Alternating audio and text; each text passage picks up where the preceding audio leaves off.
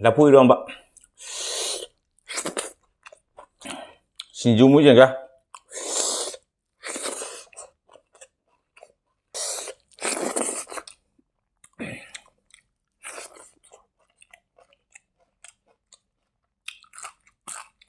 Xì cái bắp mũi ấy tả đấy bo, mà hao chứ bo. Khara ni sumai sa phamu da bada kya mona hingu re sira dra in khalu re bo si pamu hai ta re asum ma hau si pamu hai ta re bo.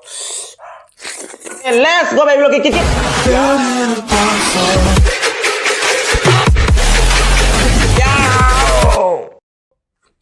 Hai mày video thằng cái nó video phụ tùng là sẽ ngay cái mình ra này tụi mày miếng thay vì là sẽ cái mình thay mà cái sẽ tao không có sẽ cái Sagol Hawai Uti lấy jare Sagol Hawai Uti lấy jare cái là Lafu Eronba lấy jare cái Singju lấy jare mana mà Singju lấy jare nga tao lấy jare cái chunga tao lấy jare asal ni cái mình thay tụi mày sao bảo nó bây giờ let's go look kit yaw tao jare cái sao vậy các không jare có chắc làm mà nó xul rồi cái ngarang video xem khi bây đi cang này phòng giáo không khăng gì đấy cái cang hay ta khá là hữu giá tiền và ngay khi đi cái nói là coi cái phi phát tao coi là mày thà ra cái mày khu nó quay chạy là mình video đó focus uram đó bây giờ cái mày thà đi mày khu cho cái tao nó tập thà đi hay ta mày khu giảm cân là cái suy chắc sao bằng môi sôi phun là cái này bỏ đôi đó mặc ta đôi mình làm sao bằng nó cái let's go look cái yaw tụi cái ngay khi đi khá su lao nó khá vang anh bay ta đấy lok khá phải khốt tiêm này hắn là cái này co Sagol Hawai Uti dung du teng Sagol Hawai Uti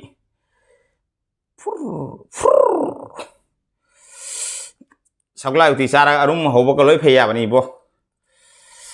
cái s sa ba hoding ai de nga se hai thaban ha le ngai khoe siết kia nong ta ngai khone siết ti ngai hai thei de cái nu pa hai ta hai thei ngai khoe noi su hau ra mà này nói chui vô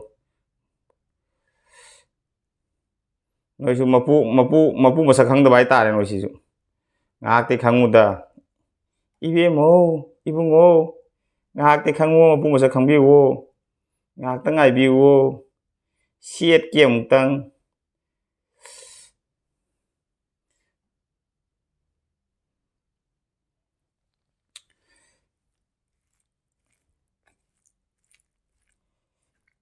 hảo đi Uti sinh gì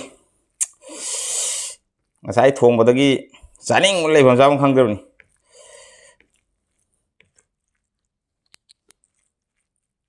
rồi mình làm sao bảo nó bây giờ cái let's go mình cái kit yaw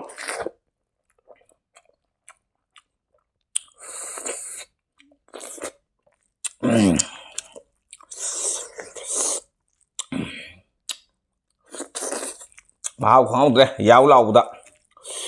đó bây giờ mà sạch kìa.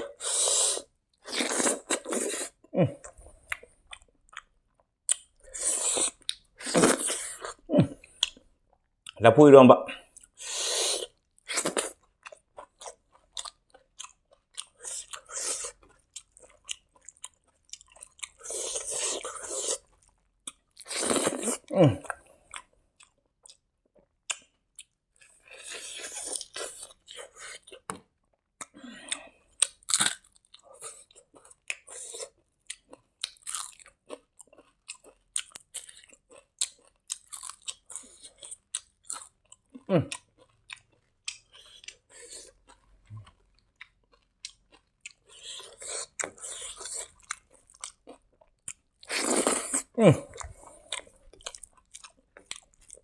Padahal pugai mahal di ba?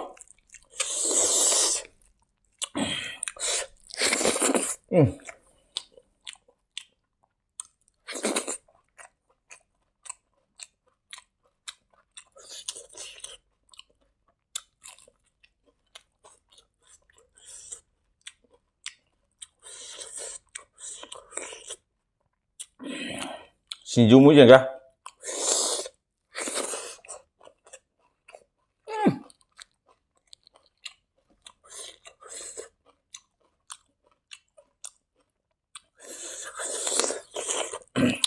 Lấy tuyết mà ha, phải phủ gai mà ha nữa bố.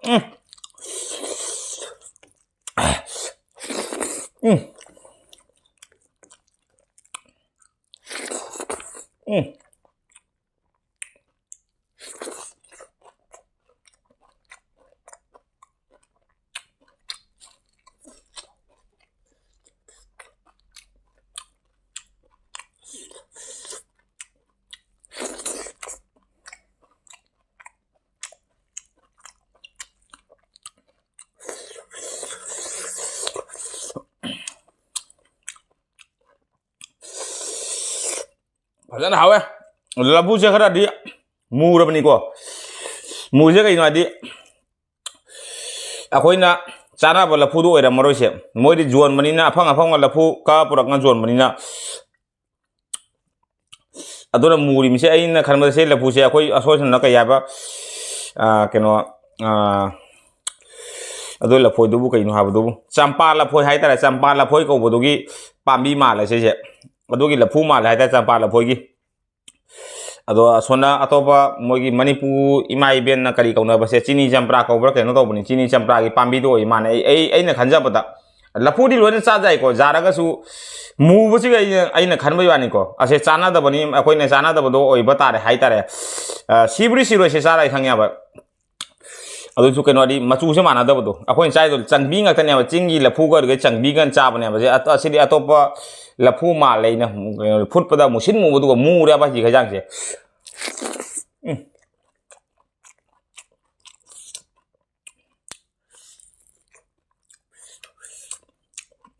si sara siro ka mai hai di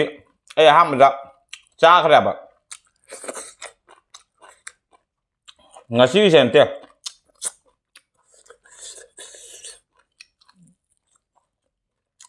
agi hana video yung lafu iron cha ba da lafu mu ra mo ni lafu mo nga mo yung mana dia ba adu halak ko yara bena kana modi jual mani na afang pula jual ni moji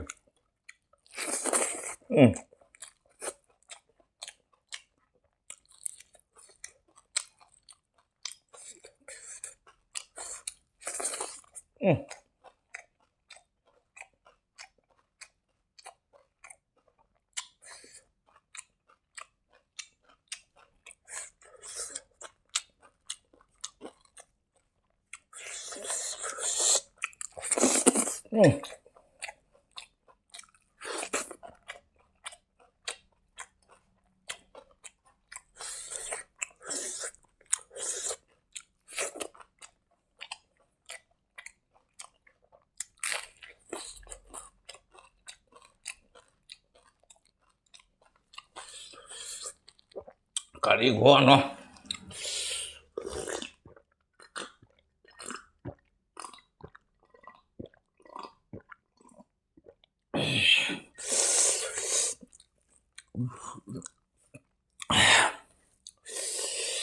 uti tengkot mai siat ke uti se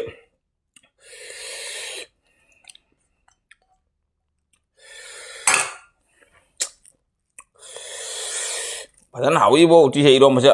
lafu irom mai di hore ma ha padan pugai re sinju ne si ma ten se din lai de ha sine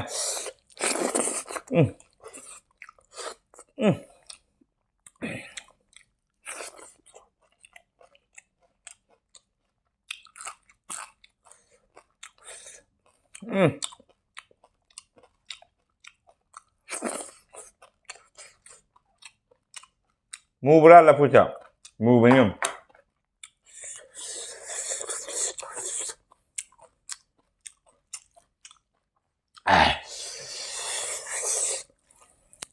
wow di ban pudar ya ngasi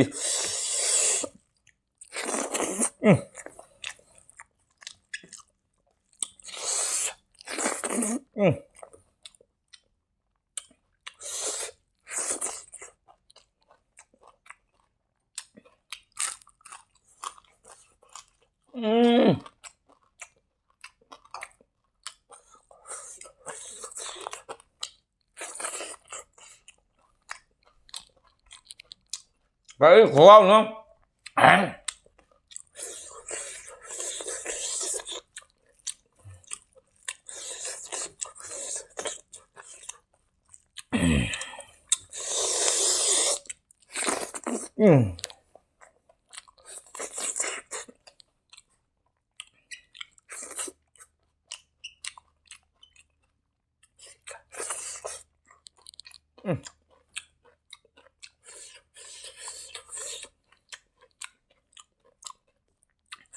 Siga pamu ya Tare bo mahau se bo khara ni sumai sa phangu da bada kya mona hingure sira dra khalure bo si pamu hai Tare asuma mahau se si pamu hai Tare bo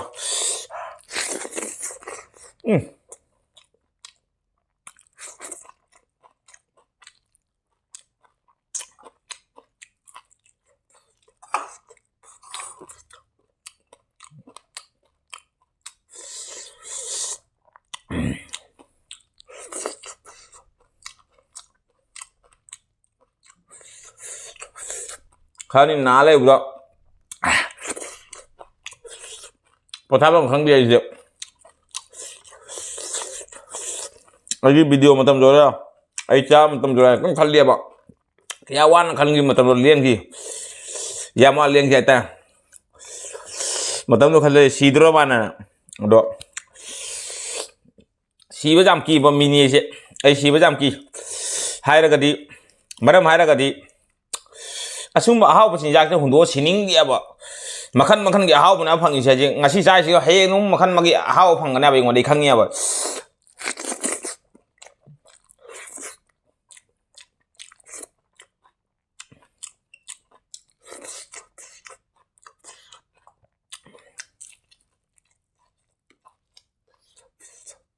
ahau makhan tongal la ba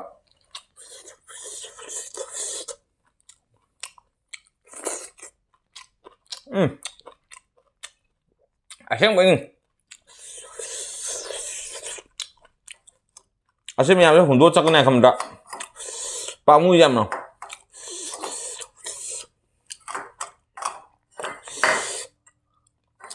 korong ni su ngak tang tumin le ngam de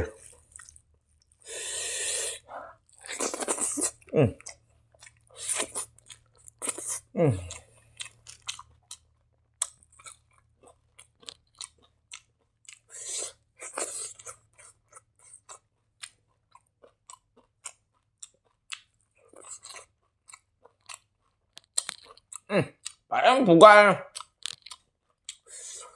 Singju betul nào vậy lấy Singju cái nào đó hay không kìa tiếng nào vì cái gì bị sao mà rồi na copy rồi tí lâu mà na tí lâu phải đi gom aduh di asita woy man asita ni lay kaman lay tre le toning wok su lay tre toning wok lay kaman zau tre ngasi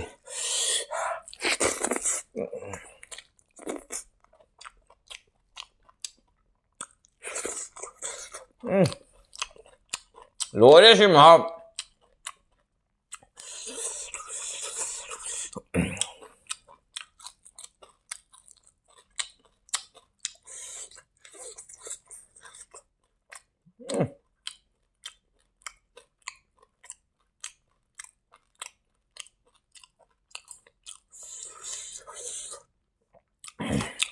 Hey,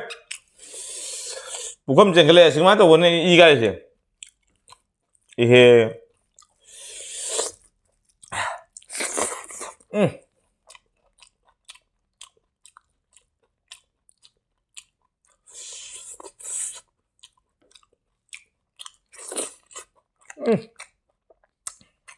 lấy thế mà nó xem mình không? Mà chỉ mở rồi ba. Phụ gai mà mình không? Vâng em mà cả tốt thế. Xí cái đó bao nhiêu vậy? Mà thêm ta đây不?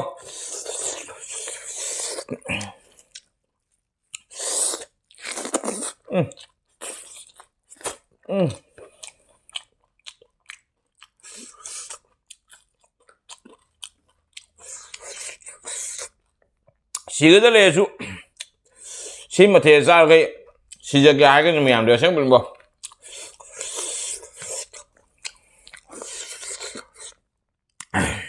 Xí mà thêm sát thì vào đi xí ngồi hai tay thì mấy nè. Môi đã căng này quá lâu quá lạ xuyên con đã ชีวิตจำปามุยบ่เพราะฉะนั้นเฮาเลย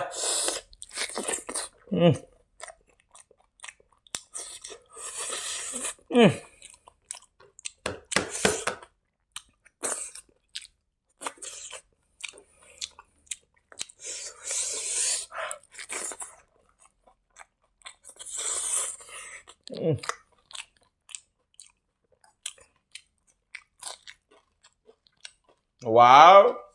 ครับ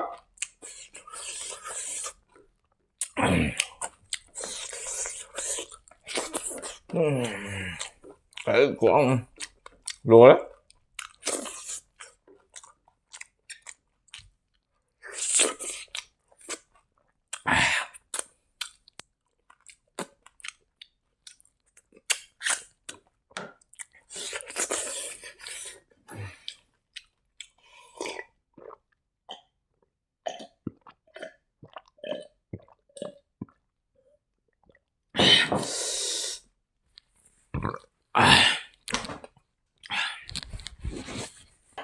Padahal fuga ada ngasih mahal sih buah. Hai karena ternyata ini miam sab sebelum ini mata kita video channel kita video ini mana ada kali like share comment tahu kau bikin channel sih lang cek bacaan aku negara channel sih subscribe tuh